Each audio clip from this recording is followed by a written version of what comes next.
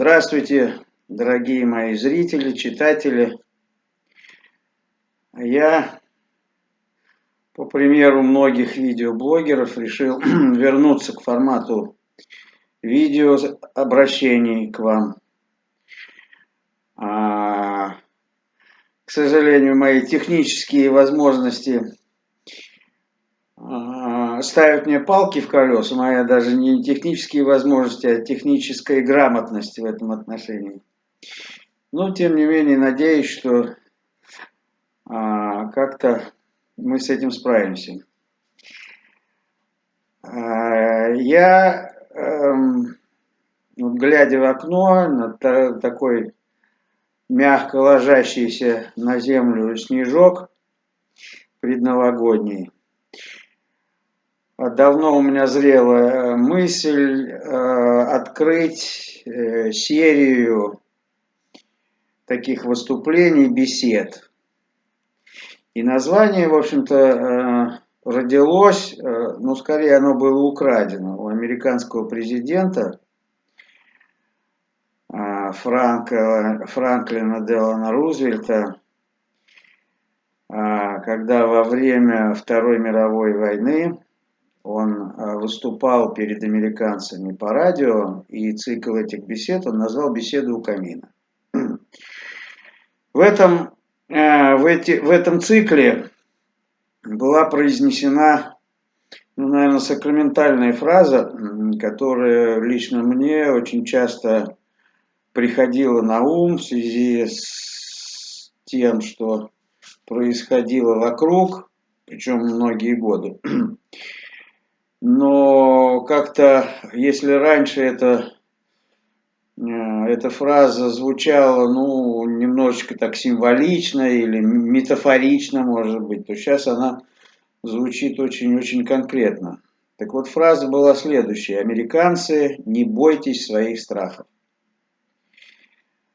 Сейчас тоже мы живем в ситуации войны не на жизнь, а на смерть. И, конечно, в связи с этим у многих россиян появляются вполне конкретные страхи, связанные с преодолением, связанные с страхом собственной смерти, смерти своих близких. Причем не только физической смерти, но и социальной смерти.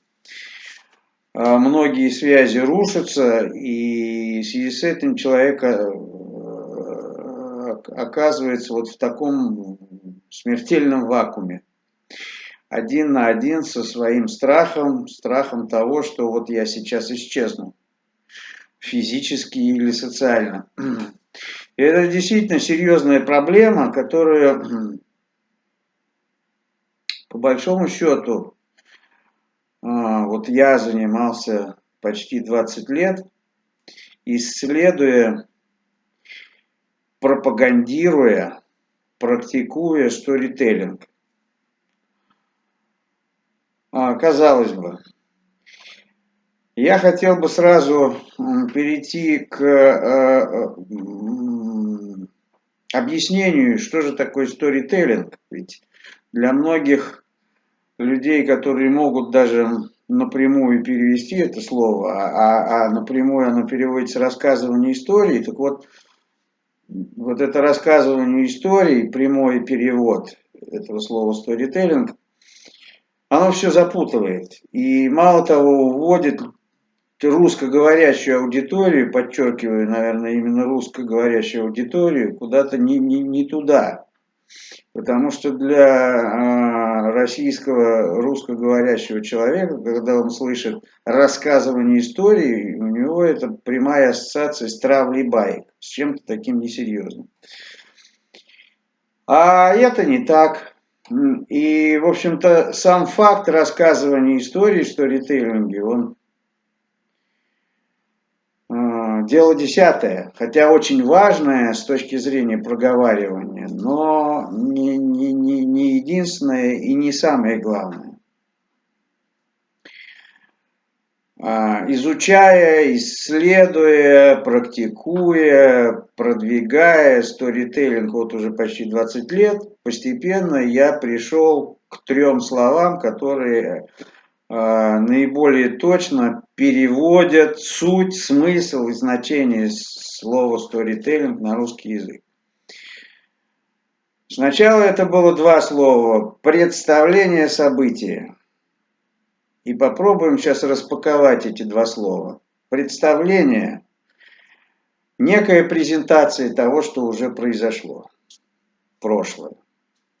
Представление как спектакль или шоу. И очень важно, чтобы рассказчик не был просто говорящей головой, а был в определенном смысле актер, артист, который представляет свое шоу, представляет свою историю.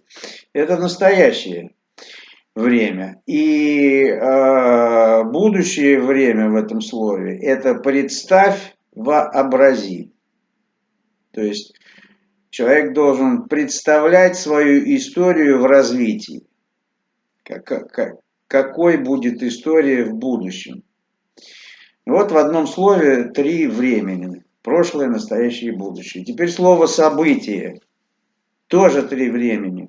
Событие как свершившийся факт. Прошлое.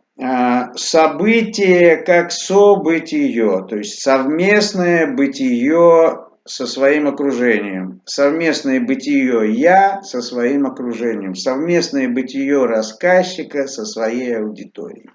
Настоящее время. И, наконец, будущее время – это событие настолько глобальное, что оно не теряет своей актуальности и в будущем. То есть полет Гагарина – событие. Великая Отечественная война – событие. Ну и много можно приводить примеров, которые, собственно, в истории и остаются. Но совсем, относительно недавно мне пришло, наверное, я сейчас точно не поручусь, но у Станиславского есть работа, есть, как сказать, программное произведение, работа актера над собой, что-то опыт переживания, или как, но там есть вот это слово переживание. И изучая этот труд Станиславского, театральный, во-первых, я понял, что этот труд, он вообще для любого руководителя, для любого рассказчика полезен. Но сейчас не будем в это вдаваться глубоко, остановимся на слове переживания. И теперь для меня правильный перевод слова storytelling – это переживание, представление, события.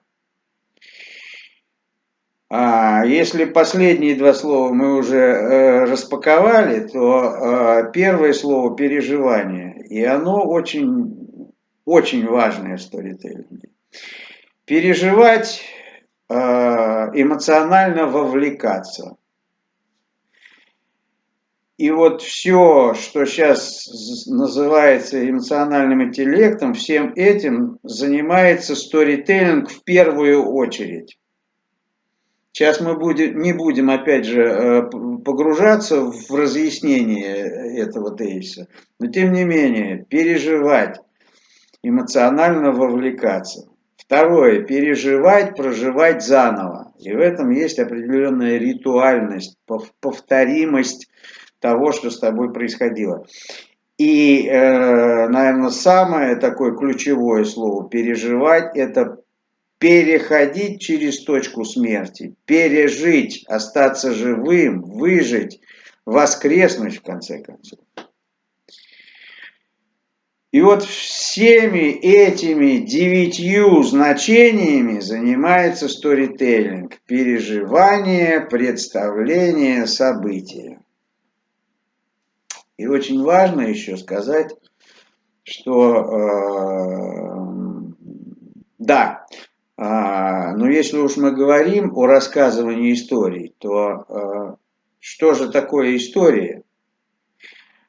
Очень полезно бывает по сегодняшней ситуации, по сегодняшнему дню, когда зачастую многие слова настолько часто употребимы, что уже многие их употребляющие забывают вообще этимологию слова. И употребляют эти слова в таком контексте, в котором они, ну, их авторами, для которых их авторы эти слова не предназначали.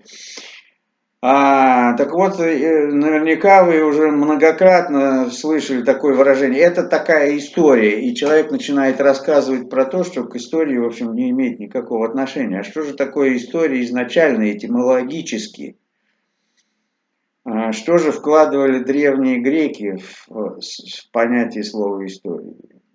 Если отбросить все, ну, как сказать, наукообразные завитушки, то история это по древнегреческой этимологии это результат исследования человеческих отношений.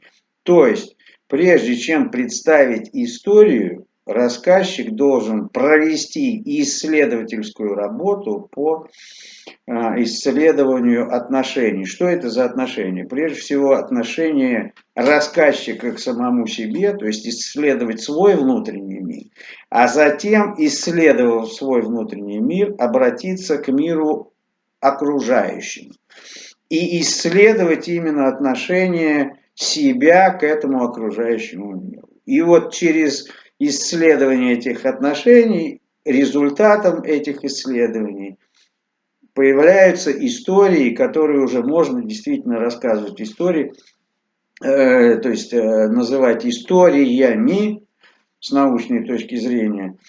То, что в моем переводе и есть событие, то есть совместное бытие рассказчика и аудитории, я и его окружение. И еще одно важное понимание сторителлинга.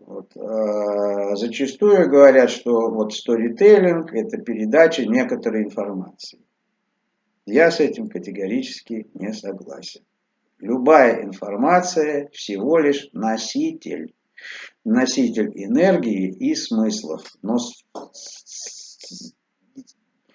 опять мы утыкаемся в русский язык, многозначный русский язык, и сейчас тоже часто упоминают слово «смысл». Но есть толкование слова «смысл» как значение чего-то, то есть что означает конкретное слово. Есть толкование слова «смысл» как причинно-следственная связь, то есть смысл мне что-то делать. То есть, почему я что-то делаю? И, наконец, смысл – somыслие, совместное мышление. И здесь опять надо сделать некую ссылочку и сказать о том, что мышление принято, процесс мышления принято представлять как некое нагромождение в голове словесных конструктов. А ведь это не совсем так. Точнее, это совсем не так. Точнее, понимание мышления как нагромождение словесных конструктов очень объединяет сам этот процесс.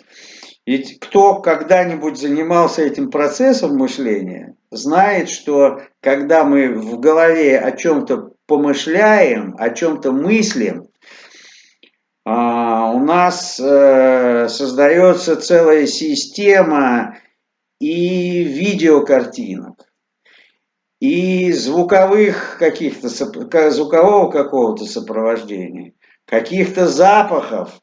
Это все происходит внутри. И, собственно, словесные конструкты, они являются некой поверхностной частью айсберга вот этого всего, всей этой системы, состоящей из каких-то чувственных вещей, эмоционального сопереживания, опять же, тех же самых отношений я и нашего окружения. Так вот, смысл это somыслие, то есть стремление к единому мышлению. И вообще смысл как стремление к некоему единству с различного по масштабу, с различной по масштабу субъектностью. То есть от объединения с какой-то группой людей до объединения со всем, то есть объединение в божественном. Вот что такое смысл.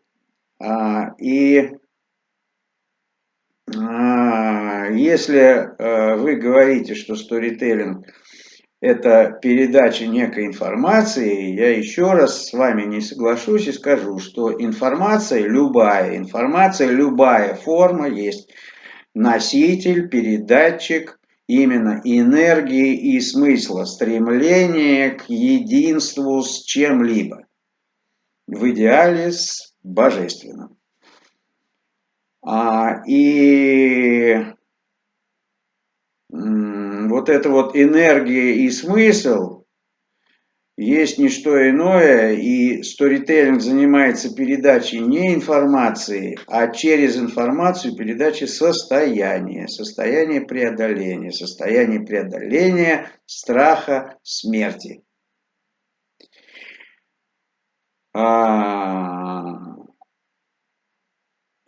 Надо сказать, что любой страх, то есть с чего мы начали эту беседу, американцы, не бойтесь своих страхов, любой страх это производная страха смерти.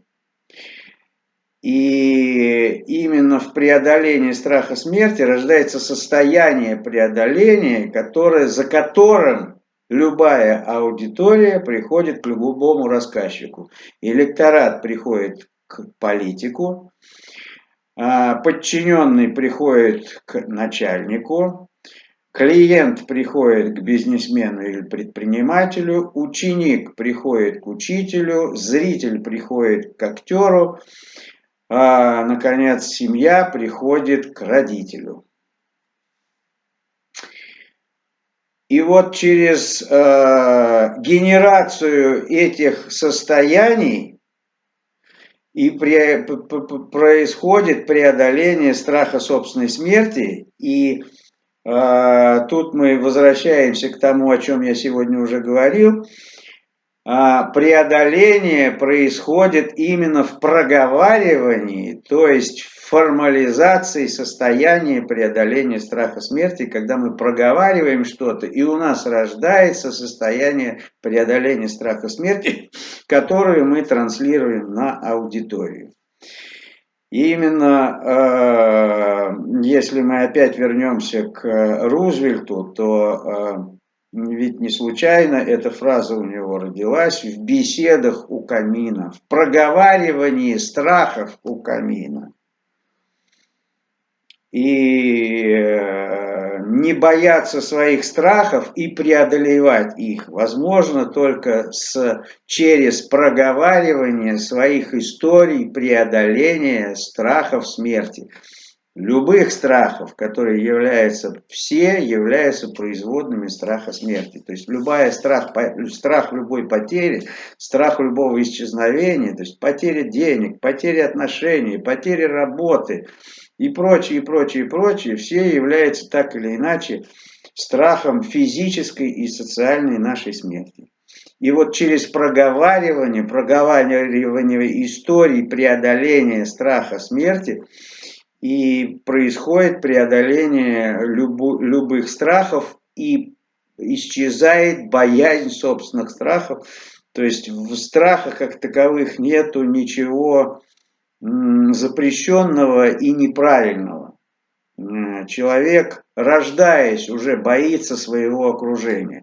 И за всю свою жизнь он, собственно, преодолевает этот страх, проходя этапы свободы, власти, любви и доходя до смерти, когда он уже полностью свой страх преодолел и принимает эту свою смерть. От чего смерть становится, и вообще изучение собственной смерти мышление по поводу своей собственной смерти является серьезным энергетическим ресурсом,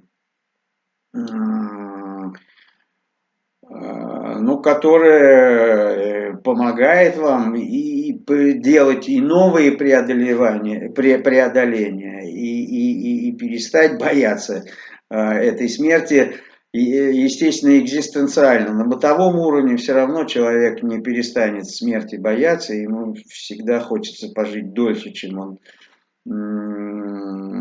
как бы дольше, сейчас подберу правильное слово, дольше, чем представляется возможным. То есть все равно хочется еще пожить. Ну, за исключением каких-то редких случаев психического расстройства. И тем не менее, то есть на бытовом уровне страха смерти преодолеть не получится, но на экзистенциальном уровне его можно преодолеть именно историями преодоления страха смерти, с которой с нами случается на протяжении всей жизни. Важно уметь их вспоминать, и, собственно, экспертность сторителлера является не в умении просто рассказывать истории, а в умении помочь себе и своему окружению вспомнить, создать и представить свои истории преодоления. Я надеюсь, что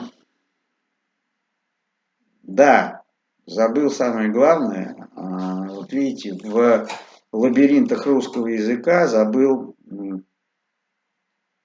еще одно слово расшифровать, которое очень важно расшифровать. Я говорил, что в историях преодоления рождается в проговаривании этих историй, рождается состояние преодоления. И давайте распакуем это слово в русском языке. Состояние. Состояние, ну, самое поверхностное значение, состояние положения вещей. Второе очень важное значение этого слова – это накопленные активы, накопленный капитал, неважно он материальный или нематериальный, состояние. Состояние, третье значение – это эмоциональный настрой. Наконец, четвертое значение, которое вот для меня лично распаковывалось совсем недавно, это я все время задумался, состояние, вот эта приставка совместное стояние, что это значит? И сначала это было состояние, знаете, наверное, такое древнеславянское слово стояние, то есть битва, то есть совместная битва с кем-то, с чем-то окружающим эту совместность. И пятое, наверное, самое такое глубинное значение слова состояние – это состояние. Неделание, стояние, неделание. То есть совместное неделание, коллективный увей. То есть коллективная потенция мига до первого шага. Понимаете, что такое? И ведь все вот эти 5 значений, толкований слова состояние, они, в общем-то, очень из разных областей, но, наверное, если русский язык обозначил эти области одним словом, значит, в этих областях есть не только пересечение, но и взаимодополнение, взаимосвязанность некоторая. То есть положение вещей связано с накопленными активами, связано с эмоциональным настроем, связанное с готовностью к совместному противостоянию, связано с потенцией совместной потенцией мига до первого шага. Когда вы еще ничего не делаете, но у вас уже все есть, что вам предстоит сделать. Я надеюсь, что я вас не слишком загрузил вот этим расшифровыванием слов русского языка, которым, то есть слов, которые описывают то, чем занимается профессиональный сторителлер. А он помогает себе и окружению, людям, группам людей, компаниям, сообществам, территориям вспоминать, создавать и представлять свои истории. Мало того, вписывать эти частные истории в глобальные контексты, когда проявляются внутренние ценности и смыслы людей, компаний, сообществ, территорий, но не только внутренние ценности и смыслы, но и состояния. Вот этим занимается профессиональный сторителлер. И если у вас мозг не задымился еще, я буду очень рад, но тем не менее советую вам все-таки, даже если дым уже пошел, сделать небольшую паузу после того, как вы прослушаете это видео, а потом через день, а может быть через два, вернуться к этой записи и еще раз ее прослушать, может быть, на все время держа палец на кнопке паузы. То есть прослушивая каждое толкование каждого слова отдельно и как-то проживая и переживая это толкование, и что каждое толкование у вас лично, чем отзывается у вас лично. Каждое значение каждого слова, которое распаковывает одно англоязычное слово storytelling.